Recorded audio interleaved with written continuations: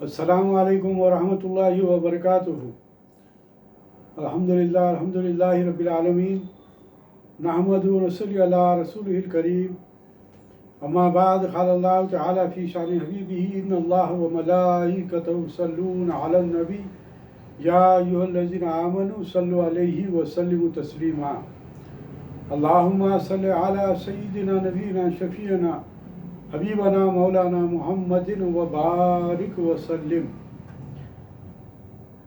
الحمدللہ ثم الحمدللہ کہ آج ہمارا یہ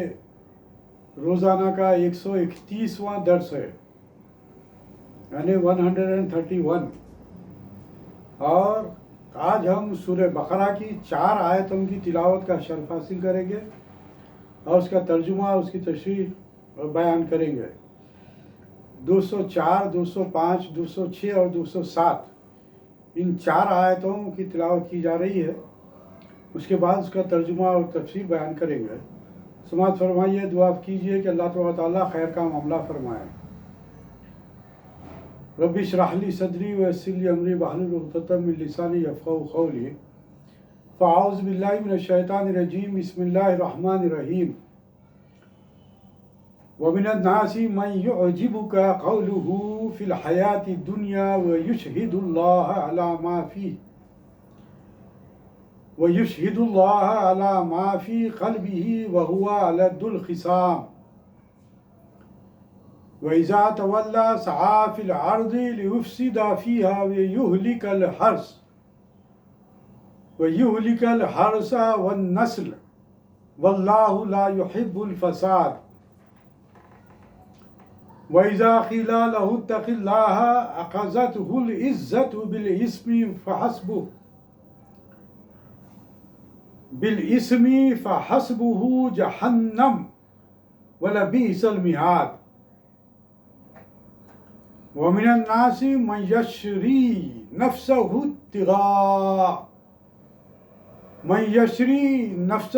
ابْتِغَاءَ مَرْضَاتِ اللَّهِ واللہ رؤوف بالعباد۔ صدق اللہ العلی العظیم۔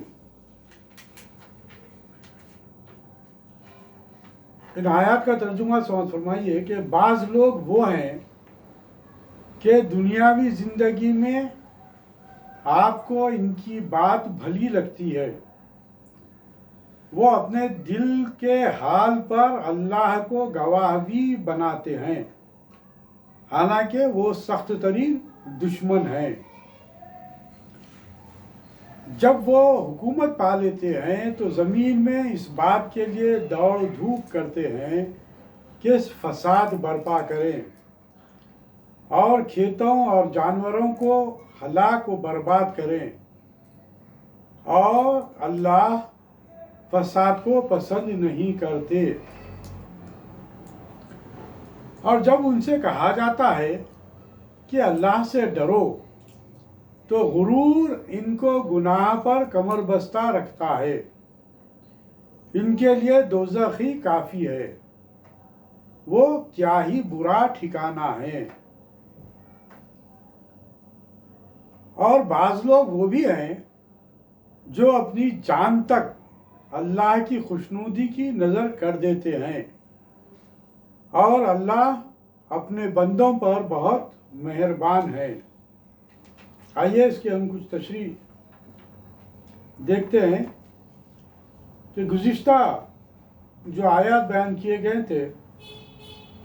اس میں حج کا بیان گزر چکا ہے، اور یہ بتلایا گیا کہ کچھ بدقسمت انسان صرف دنیا کے پیچھے لگے ہوئے ہیں، وہ آخرت کے اچھے نتائج سے اکثر محروم ہیں، لیکن نیک بندے دنیا اور آخرت دونوں کی بھلائی کے طالب رہتے ہیں اور دوزخ کے عذاب سے پناہ مانگتے ہیں، جو کہ ہم اکثر دعا کرتے ہیں۔ وہ اسی دعا کی تشریح ہے کہ ربنا آتنا فی الدنیا حسنۃ وفی الآخرۃ حسنۃ وقنا عذاب النار۔ اب جو 204 جو آیت کی تلاوت کی گئی ہے اس میں جو ارشاد فرمایا گیا ہے کہ وَمِنَ النَّاسِ مَن يُعْجِبُكَ قَوْلُهُ فِي الْحَيَاةِ الدُّنْيَا وَيُشْهِدُ اللَّهَ عَلَى مَا فِي قَلْبِهِ وَهُوَ أَلَدُّ الْخِصَامِ وَمِنَ النَّاسِ یعنی کہ اور آدمی، ضروری نہیں کہ بعض آدمی ہی اس سے مراد ہو، صرف ایک آدمی ہی نہیں بلکہ ایک بھی ہو سکتا ہے، اور اسی فطرت کے بہت سے آدمی بھی مراد لیے جا سکتے ہیں۔ قولہ یعنی کہ اس کی بات، یعنی اس کا یہ دعویٰ کہ وہ اسلام پر قربان ہونے کو تیار ہے، اسے اسلام سے بہت محبت ہے۔ خاص فی الحیات دنیا، دنیا کی زندگی کے کاموں میں۔ یہاں فی سے یہ ظاہر کرنا مقصود ہے کہ اسے اپنی چرب زبانی سے دنیا حاصل کرنی ہوتی ہے، آخرت نہیں۔ وہ دنیاوی امور کے متعلق ایسی باتیں بناتا ہے گویا اس سے بڑھ کر کوئی عقل مند اور دانا نہیں، یہ یعنی کہ یہ اپنے آپ کو ایسا سمجھتا ہے۔ یشہد اللہ، اللہ کو گواہ کرتا ہے، یعنی اللہ کی قسمیں کھا کھا کر یقین دلانے کی کوشش کرتا ہے۔ قسم کھانے سے مراد یہی ہوتی ہے کہ میں اس کو اپنے اس بیان پر گواہ ٹھہراتا ہوں جس کی میں قسم کھا رہا ہوں۔ اصل یہ جو آیتیں ہیں جو ابھی جو تلاوت کی گئی ہے، یہ منافقین کے بارے میں بیان کی گئی ہے، اور جو اس خصلت کے جو لوگ رہیں گے ان کے بارے میں بھی یہ آیتیں ہمیشہ کے لیے قائم ہیں۔ اس آیت سے بدبخت اور منافقین کا ذکر شروع ہوتا ہے، یعنی کہ گزشتہ آیات میں حج کا بیان وہاں پر ختم ہو گیا حج کے تعلق سے، اب یہاں پر کچھ پھر سے منافقین کا ذکر ہو رہا ہے۔ جو ابتدائی آیات میں بھی سورہ بقرہ کی منافقین کا ذکر آیا تھا، اور پھر یہاں پر جو ہے سو منافقین کا ذکر کیا جا رہا ہے کہ اس آیت سے بدبخت اور منافقین کا ذکر شروع ہوتا ہے۔ ان کی زبان شیریں معلوم ہوتی ہے، بظاہر باتیں بڑی عقل کی کرتے ہیں،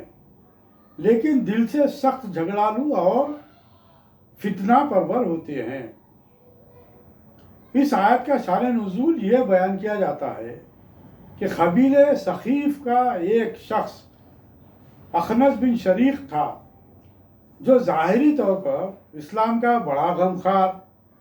اور ہمدرد معلوم ہوتا تھا۔ اپنی زبان سے اسلام سے اپنی محبت کا دعویٰ کیا کرتا تھا۔ رسول اللہ صلی اللہ علیہ وسلم کی مجلس میں آتا تو بڑے لمبے چوڑے دعوے کرتا، بات بات پر قسمیں کھاتا، سوچتا بظاہر معلوم ہوتا جو قسمیں کھاتا، لیکن جب یہ مجلس سے اٹھ کر چلا جاتا تو طرح طرح کی شرارتوں میں لگ جاتا اور اسلام کو نقصان پہنچانے کی تدبیریں سوچتا۔ بظاہر معلوم ہوتا کہ آیت اسی شخص کے لیے اتری، لیکن یہ ہر اس شخص پر صادق آتی ہے جو اس فطرت کا آدمی ہو۔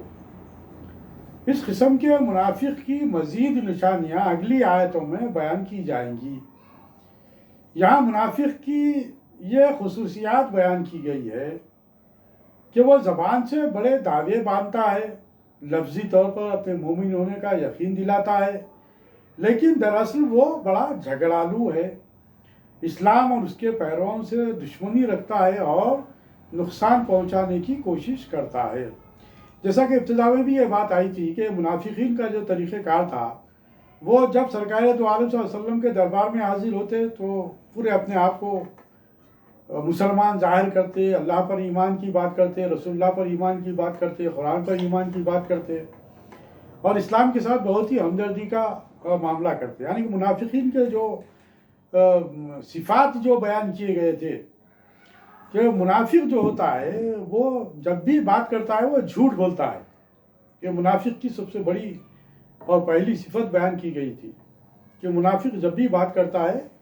وہ جھوٹ بولتا ہے۔ تو یہاں پر بھی اس کا جو عمل جو ہوتا ہے وہ یہی سب سے پہلی جو بنیاد جو ہوتی ہے وہ جھوٹ،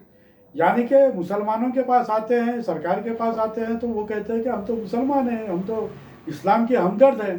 اور پھر جب یہاں سے ہٹ جاتے ہیں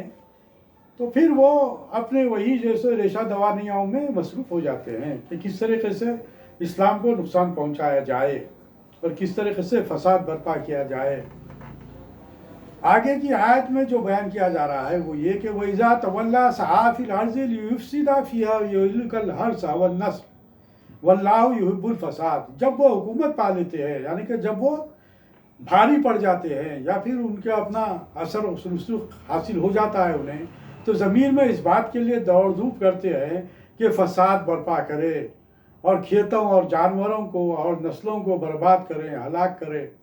اور اللہ تعالیٰ فساد کرنے کو پسند نہیں کرتا۔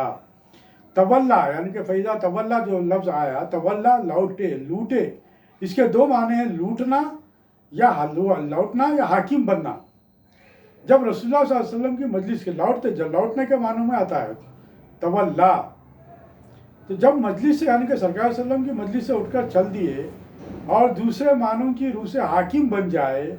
بعض مفسروں نے یہاں یہ معنی کیے ہیں کہ یعنی وہ ملک کا حاکم ہو جاتا ہے یا کسی جگہ اسے اقتدار مل جاتا ہے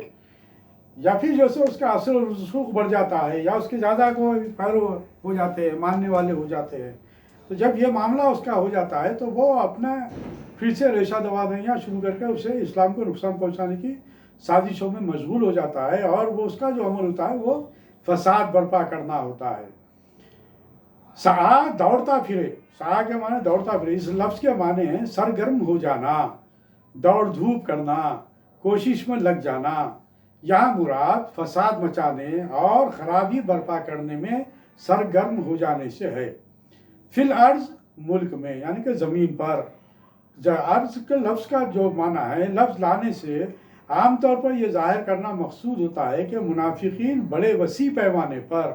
اپنی سرگرمیاں کرتے ہیں، وہ دور دور تک خرابیاں برپا کرتے ہیں۔ البتہ ارض کے الف لام سے کسی خاص جگہ کی طرف بھی اشارہ ہو سکتا ہے، جیسے شہر مدینہ جو آنظر صلی اللہ علیہ وسلم کے زمانے میں منافقین نے مرکز بنا رکھا تھا۔ الحرث کھیتیاں، یعنی فساد برپا کرنے والوں نے کھیتوں کو برباد کیا اور انہیں آگ لگا دی، اور اس سے بعض مفسرین نے عورتیں بھی مراد لی ہیں، اور بعض لوگوں نے دین کو نقصان پہنچانا بھی اس کے مفہوم میں شامل کیا ہے۔ النسل جانے، نسل کو تباہ کرنے میں نسل انسانی اور نسل حیوانی دونوں شامل ہیں۔ بعض مفسرین نے یہاں اس سے مراد نسل انسانی ہی لی ہے۔ مجموعی طور پر قتل و غارت گری کرنا اس لفظ کے مفہوم میں شامل ہے۔ پچھلی آیت میں یعنی کہ جو آیت جو بیان کی گئی تھی اس میں بتایا گیا کہ وہ ظاہر میں اسلام کی ہمدردی کے دعوے کرتا ہے، یعنی کہ جیسا کہ جو بات سامنے آئی کہ جو شان نزول جس کے تعلق سے جو بیان کیا گیا ہے، اخنس بن شریق جو منافق تھا اس کے تعلق سے یہاں پر بات کی جا رہی ہے کہ جو اپنے آپ کو بہت ہی ہمدرد، اسلام کا بہت ہی ہمدرد غمخوار ظاہر کرتا تھا، لیکن اندر سے اسلام کا دشمن تھا۔ پھر یہ کہ اللہ کی قسمیں کھا کھا کر اپنے سچا ہونے کا یقین دلانے کی کوشش کرتا، بات بات پر اللہ کو گواہ ٹھہراتا، لیکن دراصل وہ جھگڑالو قسم کا آدمی تھا۔ یہاں پر یہ بات بھی بتلائی جا رہی ہے کہ یہ لوگ منافقین جو ہے سرکار دو عالم صلی اللہ علیہ وسلم کے پاس آ کر ان کے سامنے بہت ہی ہمدردی کے باتیں کرتے تھے، سرکار صلی اللہ علیہ وسلم کے سامنے ہر حق بات سے الجھتا سچ کا دشمن ہے، اللہ اس کے رسول صلی اللہ علیہ وسلم کو نقصان پہنچاتا ہے۔ اس آیت میں ایسے لوگوں کی مزید نشانیاں بتائی گئی ہیں، یعنی یہ کہ ملک میں فتنہ و فساد کی آگ کو بھڑکاتے ہیں، ہنگامہ آرائی کرتے ہیں، متحد قوم کو مختلف گروہوں میں بانٹ ڈالنے کی کوشش کرتے ہیں۔ یہ بھی بہت ہی اہم نقطہ یہاں پر بیان کیا گیا ہے، جو انتشار والی کیفیت پیدا کرتے ہیں، آپس میں لڑا دیتے ہیں، آپس میں انتشار کی کیفیت پیدا کر دیتے ہیں، اختلافات کو ہوا دیتے ہیں،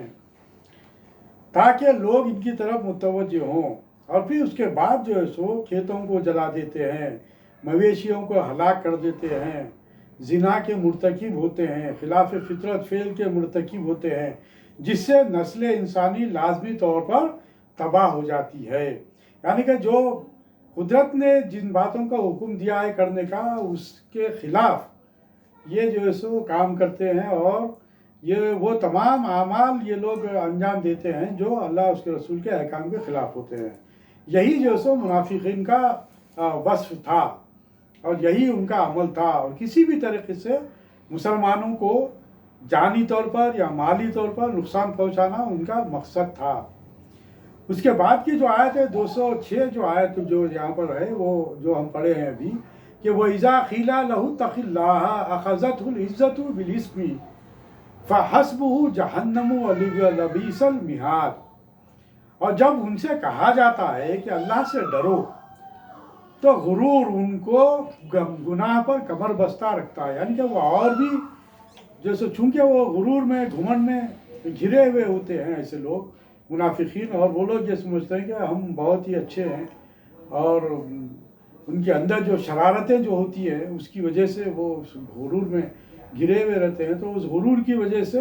وہ لوگ اور بھی جب ان کے سامنے یہ بات کہی جاتی ہے کہ بھائی تم ڈرو اللہ سے، اللہ دیکھ رہا ہے، اللہ سے ڈرو، اللہ پر ایمان لاؤ، تو وہ لوگ اور بھی جو سو جب اس بات کی طرف توجہ دلاتے ہیں تو وہ اور بھی جو سو اس سے کمر بستہ ہو جاتے ہیں اسلام کے دشمنی کرنے پر۔ اس آیت میں منافقین کی ایک اور نشانی بیان کی گئی، یعنی لوگوں پر ظلم کرنے، جھوٹے دعوے باندھنے، فتنہ فساد مچانے کے ساتھ ساتھ وہ اپنے غرور میں آ کر اللہ تعالیٰ سے بھی سرکشی اور بغاوت کرتے ہیں۔ جب لوگ انہیں سمجھاتے ہیں کہ ہنگامہ آرائی اور شرارت کی راہ سے ہٹ کر سیدھی راہ پر آؤ، اللہ تعالیٰ سے ڈرو، امن اور چین کی زندگی بسر کرو، تو وہ اپنی جھوٹی شان اور خود ساختہ عزت کو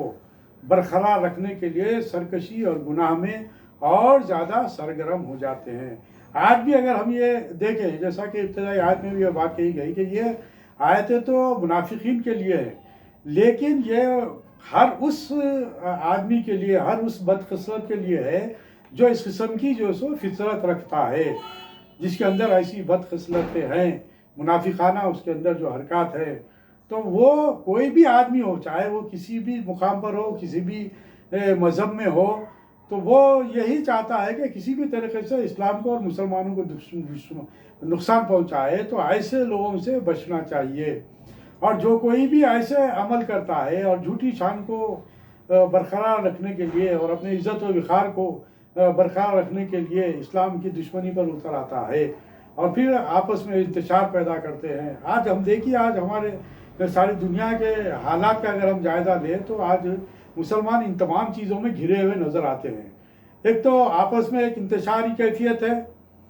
کہ ہر آدمی یہ سمجھ رہا ہے کہ ہم حق پر ہے، اور پھر دوسرے کو جو ہے سو یہ سمجھ رہا ہے کہ وہ غلط راہ پر ہے۔ بہرحال قرآن اور اللہ کی رسی، یعنی کہ قرآن کو جو سرکار دو عالم صلی اللہ علیہ وسلم نے کہا کہ میری اللہ کی رسی کو اپنے ہاتھوں سے مضبوط پکڑ لو اور میری سنتوں پر عمل پیرا ہو جاؤ، میں دو چیزیں تمہارے درمیان چھوڑے جا رہا ہوں، ایک یہ کہ قرآن اور دوسرے میری سنتیں۔ تو یہ قرآن اور سنتوں کو اگر ہم اپنا لیں اور اگر ہم سمجھ لیں تو ہم کو قرآن کو بھی سمجھنے میں آسانی ہوتی ہے کہ کہاں پر یہ قرآن ہم کو ہدایت دیتا ہے کہ کن کن چیزوں سے ہم کو بچنا ہے، کن لوگوں سے ہم کو بچنا ہے، اور کون کون لوگ ہیں جو ہماری صفوں میں داخل ہو کر ہمارے اندر انتشار پیدا کر رہے ہیں، ہمارے اندر اختلافات کو ہوا دے رہے ہیں اور فتنہ اور فساد پیدا کر رہے ہیں۔ تو ایسی چیزوں سے ہم کو بچنے کے لیے ان کتابوں یعنی کہ قرآن مجید کے احکامات سے ہم کو روشنی حاصل ہوتی ہے۔ اگر ہم قرآن کا اگر ہم مطالعہ کریں گے اور سرکار صلی اللہ علیہ وسلم کی سیرت کا ہم مطالعہ کریں گے تو ہمارے سامنے ہمارے قلوب اور ذہن منور رہیں گے، اور ہمارے قلوب اور ذہن اس بات کو محسوس کر سکیں گے کہ یہاں پر منافقین ہیں جو ہماری صفوں میں در آئے ہیں، ہماری صفوں میں گھس آ کر ہمارے اندر اختلافات کو پیدا کر رہے ہیں۔ ان سے ہم کو بچنا چاہیے، اور جو اس خصلت کے جو لوگ ہیں وہ منافقین ہیں۔ لوگوں کو یہ کہنے پر کہ اللہ تعالیٰ سے ڈرو، ان کے غرور پر زبردست چوٹ پڑتی ہے۔ آج بھی آپ دیکھیے کہ جب کوئی اللہ والا، کوئی دیندار یا کوئی عالم، کوئی اگر وہ آدمی اس بات کی طرف توجہ دلاتا ہے کہ یہ جو بری عادتیں ہیں، یہ جو برے اعمال ہیں ان سے بچو اور پھر یہ فتنہ فساد مت پیدا کرو، تو وہ لوگ فوری آپ دیکھو آپ سے لڑنے اور بھیڑنے پر تیار ہو جاتے ہیں۔ آج بھی یہ معاملہ ہمارے ساتھ پیش آتا ہے کہ آج بھی جو لوگ بھی دیندار جو لوگ ہیں اگر اس بات کی طرف توجہ دلائے تو وہ لوگ جو دنیا دار ہیں، جو دنیا ہی کو اپنے لیے سب کچھ بنا لیے ہیں، دنیا ہی کے پیچھے پڑے ہوئے ہیں، وہ لوگ اس بات کو ماننے کے لیے تیار نہیں ہوتے اور جھوٹی شان میں جو ہے سو لڑنے بھیڑنے پر تیار ہو جاتے ہیں۔ شریعت اسلام کے مقاصد تو یہ ہے کہ دنیا میں عدل و انصاف اور امن و چین عام ہو جائے، ہر شخص کو اللہ تعالیٰ کی بنائی ہوئی چیزوں سے فائدہ اٹھانے کی آزادی ہو، اللہ تعالیٰ کی اتاری ہوئی تعلیم اور بتائی ہوئی ہدایت پر چلنے کے لیے سہولتیں حاصل ہو اور ہر شخص کو اپنا حق پانے کے لیے آسانی ہو، یعنی کہ شریعت پر عمل کرنے کی اسے آزادی حاصل رہے۔ لیکن اس کے باوجود آج آپ دیکھیے کہ بہت سے ایسے ممالک ہیں جہاں پر مسلمانوں کی زمین کو تنگ کیا جا رہا ہے، ان کو شریعت پر عمل کرنے سے روکا جا رہا ہے، مختلف طریقے اختیار کرتے ہوئے ان کو جو ہے سو آہستہ آہستہ ان کی زمین کو جو ہے سو تنگ کیا جا رہا ہے کہ وہ آزادی کے ساتھ نمازوں کی اور عبادات کی اور جو ہے سو جو شریعت کے احکام اس پر عمل کرنے سے ان کو اسے روکا جا رہا ہے۔ حالانکہ اسلام اس بات کی تائید نہیں کرتا۔ اسلام تو یہ ہے کہ تمام انسانوں کے لیے آزادی کے ساتھ زندگی گزارنے کی جو ہے سو رہبری کرتا ہے، اور ہمارے کو یہ حکم دیتا ہے کہ ہم ان تک دین پہنچائیں۔ بہرحال یہ جو دنیا میں جو معاملات جو چل رہے ہیں اس پر ہم کو غور و فکر کرنا چاہیے کہ شریعت اور اسلام کے مقاصد کے اصول میں سب سے بڑی رکاوٹ جو ہے وہ یہی منافق ہوتے ہیں، دل کی بات کو ظاہر نہیں کرتے، فتنہ اور فساد میں سرگرم رہتے ہیں، کھیتوں جانوروں کو تباہ کرتے ہیں، واقعی جھوٹا اور وقار اور خود ساختہ عزت کا تصور نصیحت اور عبرت کی راہ میں ایک بڑی رکاوٹ ہے۔ آج بھی ہم دیکھیے کہ آج کس طریقے سے ہمارے ساتھ معاملے پیش آ رہے ہیں، اس بات کو ہم کو پیش نظر رکھنا پڑے گا، اور ایسے حالات جو ہو رہے ہیں تو اس میں ہم کو کون سا راہ کو اختیار کرنا چاہیے اس کے تعلق سے بھی ہم کو غور و فکر کرنی چاہیے۔ بہرحال اب آئیے آگے کی جو آیت ہے، یہ اہم آیت ہے، وہ بھی یہ ہے کہ وَمِنَ النَّاسِ مَن يَشْرِي نَفْسَهُ ابْتِغَاءَ مَرْضَاتِ اللَّهِ وَاللَّهُ رَءُوفٌ بِالْعِبَادِ۔ یہاں پر وہ بات بتلائی جا رہی ہے کہ یہ جو لوگ ہیں یہ تو دنیا میں گرے ہوئے ہیں، دنیا ہی کو سب کچھ سمجھ رہے ہیں، دنیا ہی کے اصول کے لیے جو ہے سو یہ لوگ منافقانہ عمل کرتے رہے ہیں اور دنیا ہی کی تمام یہ لوگ اپنی زندگی گزارتے رہے ہیں۔ لیکن اب جو آیت جو بیان کی جا رہی ہے یہ بات بیان کی ہے کہ اور بعض وہ لوگ بھی ہیں جو اپنی جان تک اللہ کی خوشنودی کی نظر کر دیتے ہیں، اور اللہ اپنے بندوں پر بہت مہربان ہے۔ اس آیت میں ان سچے مومنوں کا ذکر ہے جو اپنی جان تک اس مقصد کے لیے قربان کر دیتے ہیں کہ اللہ تعالیٰ ان سے راضی ہو جائے۔ انسان اگر حقیقت پر غور کرے تو اسے معلوم ہوگا کہ وہ جن ذاتی جھگڑوں پر پڑا ہے وہ سب ہیچ ہے۔ تنگ نظر لوگ یہ سمجھتے ہیں کہ جس قدر مال و متاع اور زمین و جائیداد اور یعنی کہ جاندار، یعنی کہ جاندار سے مراد ہے کہ آپ کے جو بھی مویشی وغیرہ جو چیزیں بھی ہیں ان کے قبضے میں آ جائیں، انہیں حاصل ہو جائیں، سب ان کے حق میں ہیں، جس قدر وہ اور زیادہ حاصل کریں گے وہ بھی ان کا اپنا ہو جائے گا۔ یعنی کہ دنیا کے پیچھے پڑے ہوئے الہاکم التکاثر حتیٰ زرتم المقابر، یعنی کہ دنیا کے پیچھے یہاں تک پڑے رہتے ہیں کہ وہ خبروں تک پہنچ جاتے ہیں، لیکن دنیا کی تمام میں وہ لگے ہوئے رہتے ہیں، گرفتار رہتے ہیں۔ ان کا خیال ہے کہ دنیاوی عزت اور شان و شوکت ہی ان کا اصل انسان کا مقصد ہے، انہیں ہر طریقے سے حاصل کر لینا ہی سب سے بڑی کامیابی ہے۔ لیکن وہ یہ نہیں دیکھتے کہ اول نہ تو وہ خود اپنے اوپر اختیار رکھتے ہیں، نہ اپنی جائیداد پر، جو کچھ ان کے پاس ہے یا جو کچھ مزید وہ حاصل کرتے ہیں سب کچھ کیا دھرا یہیں کا یہی پڑا رہ جائے گا۔ کیا یہ ممکن نہیں کہ ان کے بازو ٹوٹ جائیں اور قوتیں شل ہو جائیں اور دل و دماغ فیل ہو جائیں، پھر یہ مار دھاڑ لوٹ کسوٹ اور فتنہ اور فساد کیوں، جبکہ کوئی چیز ہمارے بس میں نہیں ہے۔ آپ دیکھیے آج अहादीस में भी ये बात आती है कि जाकर मरीजों की जो है सो मिजाज पुरसी करे, जाकर दवाखानों में देखे तो फिर आपको अपनी सेहत का जो सो अंदाज़ा होता और आप अल्लाह के शुक्रगुजार बनते। जाइए देखिए कितने लोग हैं जो मफलूज हैं, जो फालिज के शिकार हैं, और कितने लोग हैं जाकर देखिए पागल खानों में जाकर देखिए कि वो अपने आप में नहीं है, पागलपनी की ज़िंदगी गुजार रहे हैं। यानी कि कोई चीज़ भी हमारे बस में नहीं है, तो फिर क्यों हम दुनिया के पीछे पड़े रहे हैं और दुनिया के हासिल करने के लिए क्यों हम फसाद पैदा करें, दुनिया में एक दूसरे के कत्ल गारतगिरी करें, लूट खसोट करें, हाँ, लोगों पर जो है सो ज़मीनों पर कब्जे करें, नाजायज़ तौर पर जो सो जाने ले किसी के नुकसान पहुँचाए, ये क्यों करे? अगर इंसान को अपनी ज़िंदगी का अगर मकसद समझ में आ जाए कि वो दीन अगर उसका मकसद बन जाए, अल्लाह उसके रसूल की खुशनुदी उसका मकसद बन जाए, और आखिरत की ज़िंदगी अगर उसका मकसद बन जाए, तो फिर उसके सामने दुनिया की ज़िंदगी हेच रहती, क्योंकि ये दुनियावी जो ज़िंदगी है वो तो छूटने वाली है। जब जो चीज़ छूटने वाली है उससे हासिल जब कुछ भी नहीं होगा, तो फिर उसके पीछे इंसान नहीं पड़ता, उन्हें फिर जायज़ और नाजायज़ की तमीज़ करता है कि वो जो अमल कर रहा है वो क्या है, वो जायज़ है या नाजायज़ है। इसीलिए अल्लाह ताला ने जो हमको जो पैगाम दिया, जो दीनदार जो लोग होते हैं, जो अपनी ज़िंदगी को अल्लाह की राह में लगा देते हैं, ऐसे ही लोग कहते हैं, क्या कहते हैं कि जान दी हुई उसी की थी, हक़ तो ये है कि हक़ अदा ना हुआ। यानी कि ये वो लोग होते हैं, जैसा कि इस आयत में जो बयान की गई, कि वो लोग वो होते हैं जो अपनी जानों के नजराने तक पेश कर देते हैं, और फिर पेश करते हैं, कैसे पेश करते हैं, वही खुशी के साथ अल्लाह की खुशनुदी हासिल करने के लिए वो लोग अपनी जानों के नजराने और अपने माल और मता को लगा देते हैं। आप देखिए सहाबा कराम की आप ज़िंदगी का अगर मुताला करेंगे तो आपके सामने ये बात आएगी कि वो जिस वक्त हुक्म देते कि लाओ अपने पास जो कुछ भी माल है लाकर जो है सो दो लोगों की मदद के लिए या फिर गज़वात में हिस्सा लेने के लिए तो शरीक हो जाओ, अपने जानों के निज़ाम पेश करने के लिए तैयार हो जाओ। तो देखो सहाबा कराम का क्या अमल था, वो अपने सारे माल लाकर सरकार सल्लम के सामने लाकर डाल देते और जंगों में शरीक होकर अपने जानों के नज़ारे पेश कर देते। इसी बात को कुरान मजीद में भी कहा गया कि इन्नल्लाह अश्तरा, बिस्मिल्लाहिर्रहमानिर्रहीम, इन्नल्लाह अश्तरा मिनल मोमिनीना अनफुसहुम व अम्वालहुम बिअन्ना लहुमुल जन्नह, कि बेशक अल्लाह तबारक व तआला ने मोमिनों की जानों को और उनकी मालों को जन्नत के अवज़ खरीद लिया है। जो मालिक है हमारा वो खुद खरीद रहा है हमारे जानों को और हमारी मालों का सौदा, बिलखुसूस हम उनसे कर चुके हैं अल्लाह तबारक व तआला से। सही मानों में अगर देखा जाए तो हम जब कुरान पढ़ते हैं तो इस बात का हम इजहार कर देते हैं, इस बात का हम इकरार करते हैं कि ऐ बारी ताला हम तो तेरे हवाले कर दिए, और अल्लाह तबारक व तआला कहता है कि हमने तुम्हारी जानों को और मालों को हम खरीद लिए। और यहाँ पर यही बात बतलाई गई इस आयत में कि ये बात वो लोग भी हैं जो अपनी जान तक अल्लाह की खुशनुदी की नज़र कर देते हैं, और अल्लाह अपने बंदों पर बहुत मेहरबान है। और जो लोग लाजमी बात है कि अपने मालों को और जानों को जो लगा देते हैं, अल्लाह तबारक व तआला उन पर बड़ा मेहरबान है। दुनिया में जो लोग अगर माल लगाते हैं तो अल्लाह तबारक व तआला उसका बेहतर से बेहतर, उसका कई गुना ज़्यादा अल्लाह तबारक व तआला उसका अजर वापस लौटा देता है। हल जज़ाउल एहसान इल्लल एहसान, अल्लाह तबारक व तआला किसी का एहसान नहीं रखता। और अल्लाह तबारक व तआला क्या बोला कि बेहतरीन खर्च दो, मुझे बेहतरीन खर्च दो। उसके मुराद क्या है? यही है कि अल्लाह की राह में अपना माल खर्च करो।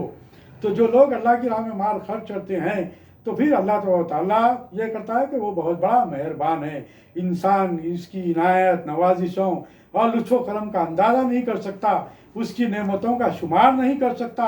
काश इंसान कभी इस हकीकत पर गौर कर लिया करे ताकि शुक्रगुजारी और